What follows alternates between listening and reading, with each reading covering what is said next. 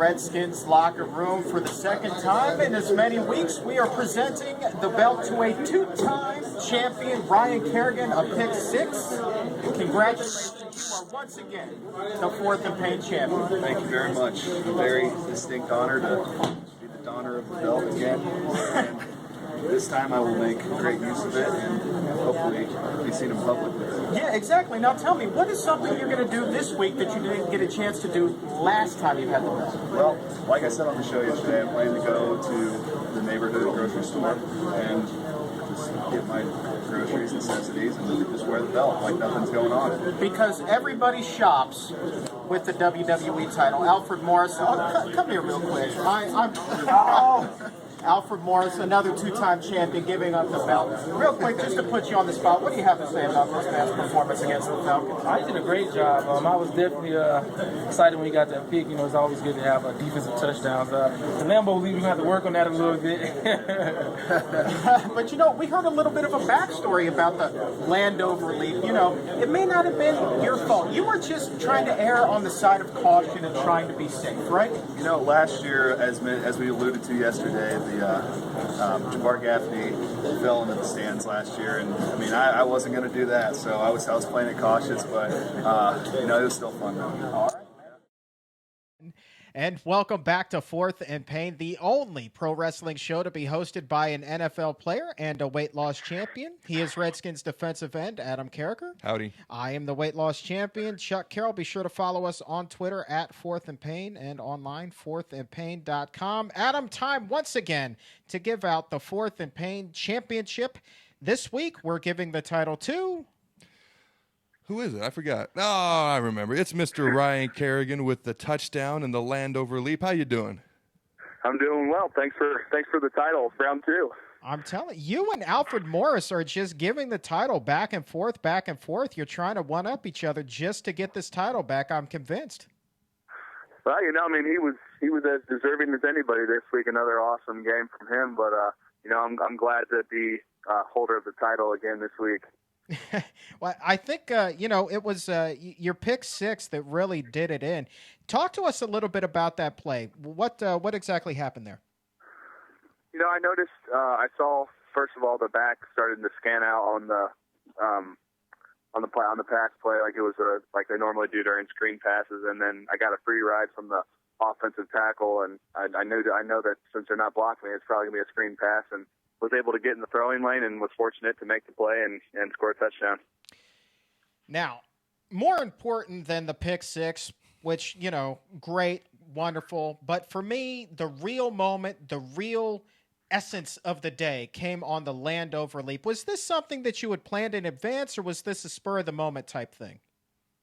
Not at all. I hadn't planned it out. I actually had been telling myself if I ever scored another touchdown, I was going to dunk the goalpost, and you know, I'm kind of mad I didn't, but you know, the leap, I just saw the fans, and I was like, you know, that'd be cool to kind of go over there and get involved with them. So kind of eased my way into the stands, and I was able to get beat on the head for a little bit, but in a good way, and it was fun.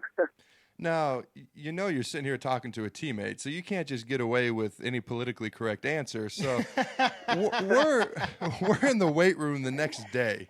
And this is the true story to how this happened, according to Ryan Kerrigan behind the scenes via Adam Carriker. So he tells me he runs to he's talking to a group of people, and I have to be in this group. And he tells me he runs in the end zone, and he decides to go do the Landover Leap. And he has this vision back to last year of when Jabar Gaffney jumped in and nobody caught him.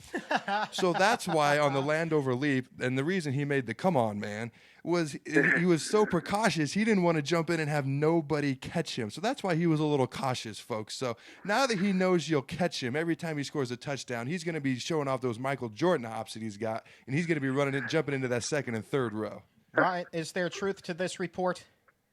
100%. You know, when I got to the end zone, I thought about doing that. I had the fastest flashback possible of like Adam said, Jabar falling in the stands and no one catching him, and I was like, you know, that's not going to happen to me. I'm going to ease my way into it, and make sure I get at least. So, fortunately enough for me, my plan worked out. Now, Ryan, as Adam said, you wound up making Monday night countdowns Come on, man, for the Landover Leap. Now, personally, I didn't have a problem with it, but I understand that you issued a statement about landing on that segment. Talk to us. Why did you feel the need to stand up for yourself? Well, our blogger Andrew Walker thought it would be kind of a funny idea to like poke fun at myself and kind of the whole "come on, man" thing. So we thought it'd be funny to issue a statement with just the slightest bit of sarcasm in it about how I'm not going to do it again, and next time I'm going to launch myself full speed into the stand, so that it looks cool like the Lambeau Leap. But it was fun, and right when the "come on, man" thing happened last night, I wasn't watching TV, but my phone started blowing up. My friends are laughing. I mean, it was funny. I mean, I like that segment. It's a funny show, so. I wasn't mad or anything. I thought it was pretty funny.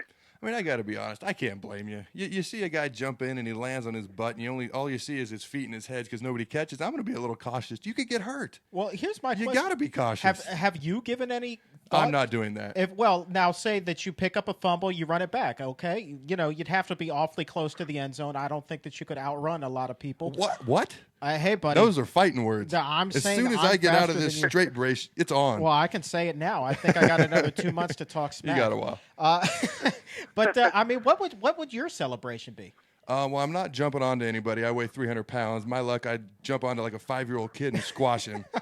So I got a few wrestlers' celebrations that are kind of choreographed into one mega celebration that I've got planned that I'm not going to pre-release. Granted, I ever do touch the football again in my career. Oh, I think that we need to orchestrate this. You get me a field pass. I'll be waiting with the pyro. I'll just be your standby guy. I like it. And I'll just stand in it like Goldberg and breathe in the smoke and breathe it out. That'd be so worth it. That's awesome. We're talking shenanigans with Ryan Kerrigan, Redskins linebacker, and this week's Fourth and Pain champion. Hey, Ryan, you know what? Coming back this week, you've got the Minnesota Vikings. Talk to me a little bit about what it is you're going to try to do against them. Well, they're off to a really good start. They're 4-1. They've already had more wins this season than they did all last season, so they're riding high right now. But I think the game plan for us is going to be just like it is every week: stop the run and then try to get them in third and long situations. And only in this time in third and long situations we got to generate more of a pass rush and get to the quarterback more than we have in the first couple of games because quarterbacks have had too much time this year so far against us. We only have 8 sacks so far, so. We got to get to the quarterback more, and we got to get more pressure. Well, here's my question. Going against that right tackle, Phil Loldholt, I know from personal experience that he's a monster of a human being. He is a gigantic man. So here's my question. From the past couple years and your experience at going against him, or last year anyways, what did you do that worked well against him, and what did he do well against you? Well, like you said, he's a big guy. He's also athletic for being so big, so he's a tough matchup, but I think like any guy, you just got to mix it up on him. You got to try to get on his edge some plays. You got to try to beat him inside others, and sometimes you got to try to go through him, which is easier said than done because he's about 350-plus pounds. So he's huge, but, just like I said, game plan, same for a lot of guys. You just got to mix it up on them and try to keep them on their heels. Hey, Ryan, here's a serious question for you. How has the dynamic of the front seven changed since Rack and Adam have gone down with injury? Well, we've had guys step up, and for the most part, we've had guys that step up and done a really good job. So, obviously, it's tough to replace those two guys because they're both very quality players and very great players, and have been for us for the past couple of years. So, it's tough to replace that kind of production, especially the kind of season Adam had last year and the kind of career Rack's had so far. So it's tough to replace that kind of production, but guys just gotta do their best to step up and make plays. That's got to make you feel pretty good, man. I think he's just lobbying for the belt to keep it again next week. I think he's just trying to be nice to keep that belt. No, I'm gonna earn the belt. That's my motto. Well, here's a question for you. Now, you had the belt for a week, but what is it that you're going to do with it this week? What is it that you didn't get a chance to do with the belt that now you've got another week to go out and do? Well, I think now's my time where I can wear it out in public and just not think anything. Just act like nothing's wrong. Just act like it's part of my normal attire. I think there's a grocery store down the road from my place. I think I'm gonna put that on one day and go to the grocery store and just and get my groceries. I can see him just going up and down the aisle, spinning the belt in the middle, and everyone's just like, "What is wrong with that guy? What a nut job that guy is!" And he's just getting his groceries, just at everyday normal life. Yeah, but you know what? If there was any week where it would be socially acceptable to wear said belt out while grocery shopping, I would say, Ryan Kerrigan, this is definitely the week to do it. Just give us a heads up that you're going to do it so we can come take pictures. Absolutely, you got it. All right, so before we wrap this up, the last question always goes to the guest. This is your chance to put your teammate on the hot seat. Ryan Kerrigan, what is it that you want to ask Adam Carriker? So I noticed both of our squads had a rough weekend this weekend. Nebraska and Purdue both going down pretty handedly to their respective opponents. So, what do you think's going to be the outcome of this week for Nebraska? I'm not sure. Do they play this week? They do play. I'm not sure who we play. Do you have any idea, Chuck? Oh, why are you asking the Notre Dame fan? Because I have no clue, and you're supposed to be the know everything dude. Oh, well, he caught us off guard. You know what that is? That's an unfair question. Well, it doesn't matter because Nebraska is going to bounce back. Taylor Martinez is going to stop turning the ball over like he's freaking giving away Christmas presents. Our defense is actually going to show up. And I don't know, as far as Purdue, I think Purdue is just going to lose like they always do. Wow. Wow. We'll see. Who's Purdue got this weekend? They got Wisconsin. Big one. Okay. All right. Yeah, You think they're going to pull it out? I don't know. I mean, neither team played that hot last week, so it should be interesting to see how both teams try to respond. All right. Well, Ryan Kerrigan, thank you so very much for your time. Congratulations on becoming a two-time Fourth and Payne champion. And you know what? I like the Landover Leap. I don't think it was right for ESPN to put you on blast. I'll come right out and say it. You did the right thing, sir. You should be commended for this. I agree. Captain America, how can you fault the guy? I'd have been cautious, too. Well, thanks, guys. I appreciate it. Ryan Kerrigan on Fourth and Payne. We will be right back.